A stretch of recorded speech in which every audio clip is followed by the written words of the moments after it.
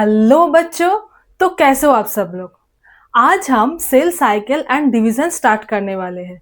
And ये जो chapter है, ये चैप्टर आगे आने वाले चैप्टर्स के लिए, जैसे कि ह्यूमन रिप्रोडक्शन हो गया, then molecular basis of inheritance हो गया, इन सब चैप्टर्स के लिए इसका कंसेप्ट क्लियर होना बहुत इंपॉर्टेंट है। एंड सबसे इम्पॉर्टेंट चीज, इससे पहले मैंने cell the unit of life पूरा कंप्लीट किया है। जिन्होंने वो वीडियोस, वो सीरीज नहीं देखा तो please check it out. And मेरी एक ऑनेस्ट सजेशन ये रहेगी कि ये चैप्टर देखने से पहले आप एक बार मेरा न्यूक्लियस वाला लेक्चर देख के आना, क्योंकि वहाँ पे बहुत सारे बेसिक्स मैंने बताई है। एंड यहाँ पे मैं बताती रहूंगी, जो पॉसिबल होगा, जितना होगा, जो भी बेसिक्स होगा मैं कवर करूंगी। सो चलो स्टार्ट करते हैं। सबसे पहले ये जो सेल साइकिल होता है वो बेसिकली क्या होता है। जैसे देखो, हम जो ह्यूमन है, हमारे ह्यूमन का भी एक लाइफ साइकिल होता है। जैसे हमारी बार्थ होते हैं, देन हम बड़े होते हैं, देन हम रिप्रोडक्शन करते हैं, देन हम अब फाइनली क्या होता है, डेथ हो जाता है।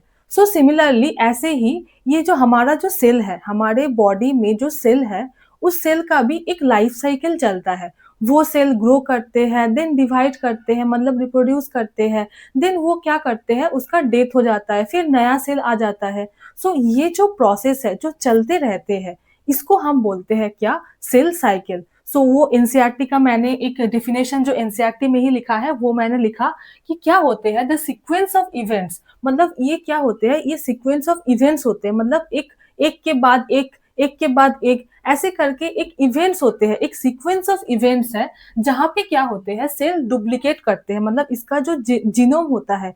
अब जीनोम क्या होते हैं, मतलब इसका जो जेनेटिक मटेरियल है, उसको वो डुप्लीकेट करता है। देन क्या करता है, सिंथेसाइज करते हैं। क्या सिंथेसाइज करते हैं, सेल का जो भी अदर कंस्टिट्यूएंट होते हैं जिसको सिंथेसाइज करते हैं। देन क्या करते हैं, डिवाइड करते हैं, दो डॉटर सेल बनाते हैं। एंड ये जो प्रोसेस चलते हैं, इसको हम बोलते हैं क्या, सेल साइकिल। सेल अपने लाइफ साइकिल में मेनली दो काम करते हैं। क्या क्या है, सबसे पहला है अब खुद का ग्रोथ कराते हैं। देन क्या करते हैं, रिप्रोड्यूस करते हैं। अब ये ग्रोथ करना क्यों इंपॉर्टेंट है, क्योंकि देखो सेल क्या होते हैं, सेल बहुत ही छोटा होते हैं। ठीक है, अगर इतना छोटा सा चीज अगर वो डिवाइड करेंगे तो फिर और छोटा बन जाएंगे। तो क्या होगा, फिर हम उसका सेल का स्टडी नहीं कर पाएंगे, एंड जो कि पॉसिबल भी नहीं है। सो इसलिए क्या करते हैं, सेल सबसे पहले खुद का ग्रोथ करवाते हैं। देन ग्रोथ मतलब थोड़ा बड़े हो जाते हैं, देन क्या करते हैं, देन रिप्रोड्यूस करते हैं, मतलब सेल का जो है डिवीजन करते हैं। जो कि मैंने यहाँ पे दिखाया कि जो सेल है सबसे पहले ग्रोथ कराते हैं, खुद का ग्रोथ करवाते हैं।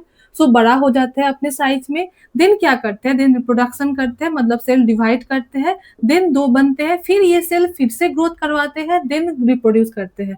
सो जो सेल का जो मेन कैरेक्टरिस्टिक्स होते हैं वो दो होते हैं। क्या क्या है, ग्रोथ एंड रिप्रोडक्शन।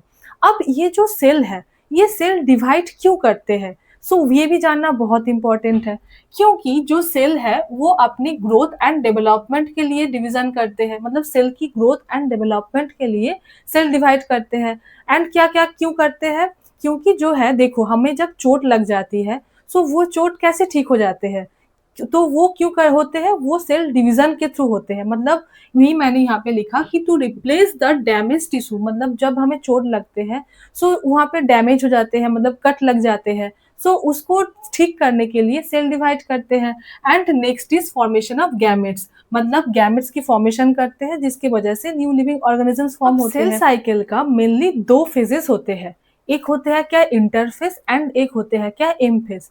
सो जो इंटरफेस होते हैं उसको हम क्या बोलते हैं, उसको हम नॉन डिवाइडिंग बोलते हैं, एंड सबसे इंपॉर्टेंट उसको हम रेस्टिंग फेज बोलते हैं।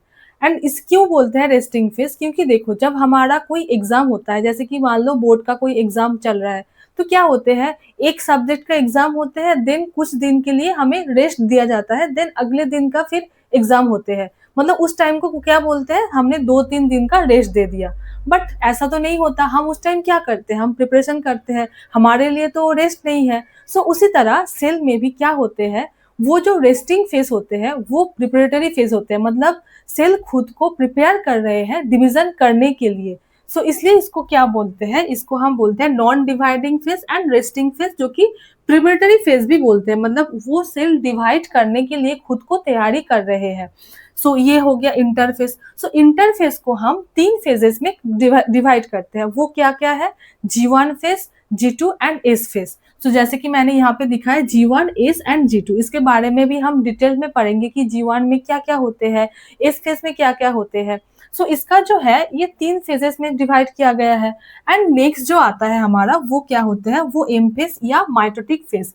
मतलब इसमें क्या होता है, इसमें एक्चुअल डिवीजन होता है। मतलब सेल का जो एक्चुअल डिवीजन होता है वो कहाँ पे होता है, वो माइटोटिक फेज में होता है। जैसे देखो ये जो इंटरफेस होते हैं, इंटरफेस में सबसे ज्यादा टाइम बिताते हैं सेल्स, अपना टाइम सबसे ज्यादा स्पेंड करते हैं और मेटाबॉलिकली एक्टिव भी होते हैं।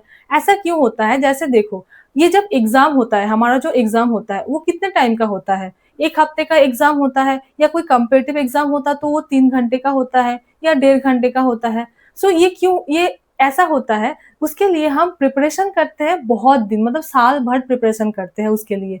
सो क्या हो गया ये, मतलब ये जो हम साल भर जो प्रिपरेशन करते हैं उसका टाइम ड्यूरेशन देखो कितना बड़ा है। सो वो होता है क्या, इंटरफेस। सेल में भी ऐसा होता है, मतलब प्रिपरेशन टाइम जो होता है वो हमेशा ज्यादा होते हैं। सो सेल में भी ऐसे होते हैं, जो इंटरफेस होते हैं इसका टाइम ड्यूरेशन हमेशा ज्यादा होते हैं। एंड जो एम फेस होता है वो जल्दी जल्दी हो जाता है, मतलब उसका टाइम ड्यूरेशन बहुत कम होता है। जैसे एग्जाम कितने दिन का होता है या कितने घंटे का होता है, बहुत कम होता है। उसके लिए प्रिपरेशन हम बहुत दिन से करते जा रहे हैं। सो उसी तरह सेल में भी ऐसे ही होता है। सो जो एम फेस होते हैं, एम फेस को हम बोलते हैं क्या, डिवीजन फेस। मतलब यहाँ पे सेल जो है खुद को डिवाइड करते हैं। एंड इसको हम 2 फेजेस में क्लासिफाई करते हैं। एक होते हैं क्या, कैरियोकाइनेसिस। नाम थोड़ा नया लग रहा होगा। सो देखो नाम में ही मतलब इसका जो मीनिंग है इसका छिपा हुआ रहता है। मतलब बायो का हर चीज में नाम में ही मीनिंग छिपा हुआ रहते हैं। सो जो कैरियोकाइनेसिस होता है, तो कैरियो मतलब क्या होता है, कैरियर मतलब न्यूक्लियस होते हैं। सो न्यूक्लियस का डिवीजन, एंड काइनेसिस मतलब डिवीजन। सो जो न्यूक्लियस का जो डिवीजन होता है वो होता है क्या, कैरियोकाइनेसिस। अब कैरियोकाइनेसिस को हम 4 फेजेस में क्लासिफाई करते हैं। क्या क्या है, एक होता है कि prophase, metaphase, anaphase and then telophase, जो कि मैंने यहाँ पे दिखाया। एंड जो साइटोकाइनेसिस होता है वो क्या होते हैं, साइटो मतलब क्या होते हैं, साइटो मतलब क्या होता है बताओ, साइटो मतलब साइटोप्लाज्म का डिवीजन होता है। सो जो साइटोप्लाज्म का जहाँ पे डिवीजन होता है वो होते हैं क्या, साइटोकाइनेसिस। तो जैसे कि मैंने बताया कि जो इंटरफेस होते हैं वो सबसे लॉन्गेस्ट ड्यूरेशन का होता है, एंड ये क्या होता है, प्रिपरेटरी फेज होता है। सो इस डायग्राम के थ्रू भी हम ये समझ सकते हैं, ये एनसीईआरटी में ही गिवन है। सो यहाँ पे क्या दिख रहे हैं हमें कि जो G1 फेस है, जो इंटरफेस होते हैं, इंटरफेस में क्या क्या आते हैं, G1 फेज आते हैं, एस फेज आते हैं एंड G2 फेज आते हैं। सो देखो यहाँ पे भी सबसे ज्यादा टाइम सेल यहाँ पे बिता रहे हैं। मतलब जो इंटरफेस है यहाँ पे पहले G1 then S then G2 आया। देन क्या हुआ, यहाँ अगर साइकिल में भी देखेंगे तो ये इसका जो ड्यूरेशन है वो ज्यादा है। और इसके बाद क्या होगा, मतलब G2 के बाद क्या होगा, जो सेल है वो एक्चुअल में डिवाइड करेंगे, मतलब माइटोटिक फेज आएगा। अब ये माइटोटिक फेज जो है ये दोनों टाइप में हम क्लासिफाई किए थे, क्या क्या था, एक था कैरियोकाइनेसिस एंड एक था साइटोकाइनेसिस। सो जो कैरियोकाइनेसिस था तो वो क्या था, वो न्यूक्लियस का डिवीजन था। तो वहां पे क्या होगा, वहां पे पहले प्रोफेज होगा, then metaphase, then anaphase, then telophase आएगा। देन फाइनली क्या होगा, साइटोकाइनेसिस होगा, मतलब साइटोप्लाज्म का डिवीजन हो जाएगा। देन क्या होगा, देन ऐसे ऐसे जो है साइकिल ऐसे चलते रहेंगे। G1 फेज में क्या होगा, जो सेल है वो कंटिन्यूअसली ग्रो करेगा। सो वही मैंने यहाँ पे लिखा कि जो G1 फेज है यहाँ पे क्या होगा, cell grows continuously in size. मतलब सेल अपने साइज में कंटिन्यूअसली ग्रो करता रहेगा। एंड ये जो फेज है यहाँ पे क्या होता है, इसको हम बोलते हैं क्या, मेटाबॉलिकली एक्टिव फेज। मतलब क्या होगा, यहाँ पे बहुत सारे केमिकल रिएक्शन, मेटाबॉलिज्म होते रहेंगे। दैट इज द रीजन कि इसको बोला जाता है क्या, मेटाबॉलिकली एक्टिव रीजन। एंड क्या होगा, यहाँ पे जो है ऑर्गेनेलिस डुप्लीकेट होना स्टार्ट कर देंगे। मतलब यहाँ पे जो है स्टार्ट होता है, मतलब ऑर्गेनेलिस का डुप्लीकेशन होना स्टार्ट होता है इस फेज में, बट यहाँ पे क्या होता है, स्टार्ट होते हैं। अब ये डुप्लीकेशन क्यों करते हैं ऑर्गेनेलिस, जैसे समझो मेरे पास ये पेन है, ठीक है, ये पेन है। अब मेरे पास क्या है, मेरे 2 भाई है, ठीक है। अब उन 2 भाई को मुझे ये पेन देना है। उन दोनों को ये पेन बहुत अच्छा लगा और मुझे ये पेन वो मांग रहे हैं। तो मैं क्या करूंगी, मैं इस पेन को अगर मैं ऐसे तोड़ के दूंगी तो क्या होगा, फिर वो कोई काम का नहीं आएगा और ये पॉसिबल भी नहीं है। सो मैं क्या करूंगी, मैं ये जो पेन है ऐसे ही एक और पेन मैं लाऊंगी, फिर मैं क्या करूंगी, फिर मैं वो दोनों पेन उसको दे दूंगी।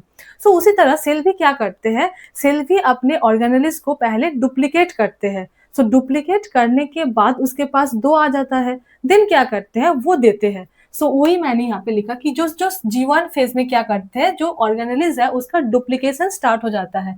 एंड होता है यहाँ पे, ये जो फेज है मतलब G1 जो फेज है ये सबसे ज्यादा वेरिएबल होता है, मतलब इसका जो ड्यूरेशन होते हैं सो वो बहुत ज्यादा वेरी करते हैं। जैसे मान लो इस चैप्टर में बहुत सारे एग्जाम्पल्स है, मतलब G1 फेज को हम ऐसे समझ सकते हैं, जैसे हम हॉस्टल में है, ठीक है, अब हॉस्टल में मतलब हमारे साथ 3 दोस्त है, हम 3 दोस्त हैं, अब हमको कहीं पे जाना है, ठीक है, अब ये हमको कहीं पे जाना है तो एक दोस्त जो है वो हमेशा लेट करते हैं, इसलिए क्या होता है हमारा जाने का जो है टाइम डिले होता रहता है। तो उस दोस्त के ऊपर डिपेंड कर रहा है कि हमारे जाने का मतलब जल्दी हम जा पाएंगे या लेट से जाएंगे। सो उसी तरह G1 फेज भी होता है, मतलब G1 फेज जितना जल्दी कर लेगा या जितना मतलब ये इसके ऊपर डिपेंड करता है क्या, मतलब जो सेल का साइकिल का जो ड्यूरेशन है वो पूरा डिपेंड करता है G1 फेज के ऊपर। अगर G1 फेज जल्दी खत्म हो जाएंगे तो सेल का साइकिल भी जल्दी पूरा हो जाएगा, अगर G1 लेट से करेंगे तो सेल का साइकिल भी लेट से होगा। सो इसी वजह से क्या होता है, जैसे कि मैंने यहाँ पे लिखा कि most variable in terms of duration, इसका जो ड्यूरेशन है वो बहुत ही ज्यादा वेरिएबल होता है और इन डिफरेंट ऑर्गेनिजम्स, मतलब अलग अलग ऑर्गेनिजम्स में अलग अलग ड्यूरेशन होता है। Therefore cell cycle is also of different duration of different organism, जिसकी वजह से क्या होता है जो अलग अलग ऑर्गेनिजम्स होता है उसका जो सेल साइकिल होता है उसका ड्यूरेशन भी हमेशा क्या होता है अलग अलग होता है G1 फेज की वजह से। सो ये भी बहुत इंपॉर्टेंट एक रीजन है, मतलब जो G1 फेज है बहुत ही ज्यादा इंपॉर्टेंट है। मतलब ऐसे मानो कि अगर सेल ने G1 फेज एक बार क्रॉस कर ली है तो वो पूरा सेल साइकिल कंप्लीट करके ही रहेंगे।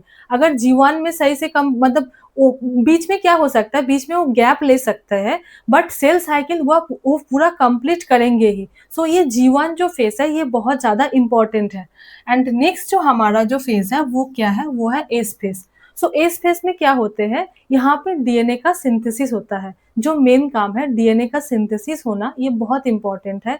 सो जो एस फेज है यहाँ पे डीएनए का मेन सिंथेसिस होता है। देन क्या होता है, यहाँ पे सेंट्रियोल का डुप्लीकेशन होता है साइटोप्लाज्म में। अब ये सेंट्रियोल क्या होता है, मैंने पिछले वाले लेक्चर्स में बस बताई कि जो सेंट्रियोल क्या होते हैं, तो शॉर्ट में बता रही हूँ। जो सेंट्रियोल होते हैं वो क्या होते हैं, वो एनिमल सेल में प्रेजेंट रहते हैं। जैसे देखो ये जो सेंट्रोजोम है, सेंट्रोजोम ऐसे पैरेलली अरेंज होते हैं, ये सेल है इसके अंदर ऐसे रहते हैं। एंड ये जो दो होते हैं इसको हम बोलते हैं क्या, सेंट्रियोल। एंड यहाँ से निकलते हैं क्या, स्पिंडल फाइबर्स, जो कि बहुत इंपॉर्टेंट है, मतलब सेल की डिवीजन के लिए भी मतलब स्पिंडल फाइबर्स जो है बहुत इंपॉर्टेंट है। क्यों क्यों ऐसा इंपॉर्टेंट क्यों है, क्योंकि ये क्या करते हैं, ये खींचता है, मतलब क्या होता है सेंट्रोजोम को ऐसे खींचता है डिवीजन करने के लिए। वो आगे अच्छे से समझ में आएगा, यहाँ जस्ट मैंने ऐसे बताया क्या होते हैं। सेंट्रियोल में स्पिंडल फाइबर अटैच रहते हैं। एंड ये जो सेंट्रियोल होता है वो सिर्फ एनिमल सेल में ही प्रेजेंट रहते हैं, वो प्लांट सेल में प्रेजेंट नहीं होते। सो ये बहुत इंपॉर्टेंट है। सो ये हमने देख लिया। एंड सबसे इंपॉर्टेंट चीज ये है कि यहाँ पे एस फेज में क्या होते हैं, जो डीएनए का जो अमाउंट होते हैं वो डबल होते हैं, और जो क्रोमोसोम का जो नंबर है वो चेंज नहीं होता, मतलब उसका कोई वेरिएशन नहीं होता। ये बहुत ज्यादा इंपॉर्टेंट है। अब ये हमको समझ में नहीं आया तो चलो समझाते हैं। देखो ये जो हमारा जो सेल है, इस सेल के अंदर क्या होते हैं, सेल के अंदर न्यूक्लियस प्रेजेंट होते हैं। जैसे कि मैंने यहाँ पे दिखाया, ये हो गया क्या हमारा प्लाज्मा मेम्ब्रेन, एंड ये हो गया क्या nuclear membrane. And nuclear membrane के अंदर क्या रहते हैं, क्रोमोसोम प्रेजेंट रहते हैं। सो क्रोमोसोम में क्या रहते हैं, क्रोमोसोम में डीएनए कंटेंट प्रेजेंट रहते हैं। सो ये हो गया हमारा एक क्रोमोसोम, एंड ये हो गया क्या और एक क्रोमोसोम, जैसे कि मैंने यहाँ पे दिखाया। अब क्रोमोसोम के अंदर क्या रहते हैं, डीएनए कंटेंट रहते हैं, जैसे कि मैंने यहाँ पे थ्रेड लाइक स्ट्रक्चर में दिखाया। अब क्या होगा, जब डीएनए का रेप्लिकेशन होगा, डीएनए का रेप्लिकेशन मतलब क्या होगा, डीएनए का अमाउंट डबल हो जाएगा। सो जैसे कि यहाँ पे दिखाया, मतलब ये जो थ्रेड लाइक स्ट्रक्चर है वो डबल हो रहे हैं। सो यहाँ पे मैंने दिखाया कि ये एक थ्रेड लाइक स्ट्रक्चर थे और एक थ्रेड लाइक स्ट्रक्चर हो गए। सो उसी तरह यहाँ पे मैंने एक ड्रॉ किया, फिर यहाँ पे जो सेकेंड वाले थे यहाँ पे ड्रॉ किया। फिर क्या हुआ, ये जो क्रोमोसोम है ये क्रोमोसोम का नंबर एक ही रहा, मतलब ऐसे नहीं कि यहाँ पे एक था और यहाँ पे दो ड्रॉ किया मतलब क्रोमोसोम डबल हो गया, ऐसा नहीं हो रहा है। क्यों ऐसा नहीं हो रहा है, क्योंकि यहाँ पे जो सेंट्रोमियर है वो बिल्कुल सेम है, मतलब एक ही सेंट्रोमियर के साथ ये अटैच होते हैं। सो इसको हम बोलते हैं क्या, क्रोमैटिड। सो वो हमने पहले भी पढ़े हैं। सो ये क्या है, यहाँ यहाँ पे क्या हो रहे हैं, ये एक रह रहे हैं, यहाँ भी एक क्रोमोसोम है, ये भी एक क्रोमोसोम है। डीएनए का कंटेंट डबल हो रहे हैं, लेकिन क्रोमोसोम का नंबर जो है वो सेम है। सो वही मैंने यहाँ पे दिखाया कि जो डीएनए का कंटेंट था, यहाँ पे क्या था, 2C था, और यहाँ पे क्या हो गया, 4C हो गया। तो देखो यहाँ जो थ्रेड का जो अमाउंट है वो बढ़ रहे हैं। सो इसलिए क्या होगा, यहाँ 4C है।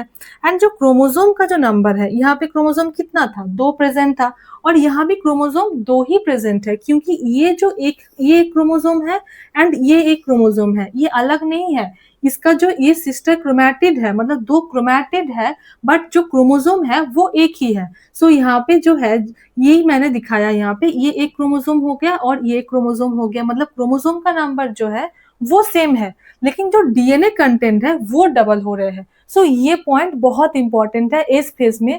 सो इसमें बहुत बच्चे जो है कंफ्यूज होते हैं। सो आप कंफ्यूज बिल्कुल मत होना, कि बहुत सिंपल है, क्या हो रहा है, क्रोमोसोम जो है, क्रोमोसोम बिल्कुल सेम है, डीएनए का कंटेंट जो है बढ़ रहे हैं। सो ये हो गया हमारा एस फेज। एस फेज में क्या क्या देखा हमने, डीएनए का सिंथेसिस होता है, एंड क्या क्या होते हैं, यहाँ पे डुप्लीकेशन होता है, सेंट्रियोल का डुप्लीकेशन होता है। देन हमने पढ़ा किया जो क्रोमोसोम नंबर कैसे सेम रहते हैं, डीएनए कंटेंट चेंज होते हैं।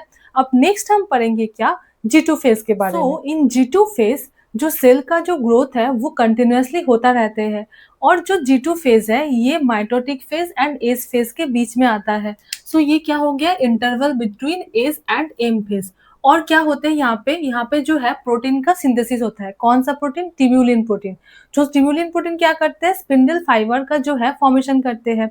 सो यहाँ पे मैंने लिखा कि जो ट्यूबुलिन प्रोटीन है उसका सिंथेसिस होता है, क्यों, for the formation of spindle fibre, मतलब स्पिंडल फाइबर की फॉर्मेशन करने के लिए यहाँ पे क्या होता है, ट्यूबुलिन प्रोटीन का सिंथेसिस होता है। एंड क्या करते हैं, ये सेल प्रिपेयर्स फॉर माइटोसिस, मतलब इसके बाद ही जो है माइटोटिक फेज आएगा। सो ये सेल खुद को तैयार करते हैं, किस लिए, माइटोटिक फेज के लिए। सो ये हो गया क्या, G2 फेज के बारे में। अब कुछ सेल ऐसे होते हैं जो क्या करते हैं, सेल साइकिल को एग्जिट कर देते हैं, और ये एक और फेज में, मतलब रेस्टिंग फेज में पहुंच जाते हैं। तो वही मैंने यहाँ पे लिखा कि जो कुछ सेल जो होते हैं वो एग्जिट द सेल साइकिल, मतलब सेल साइकिल को एग्जिट कर देते हैं, and enter a resting stage, मतलब एक रेस्टिंग स्टेज में चले जाते हैं।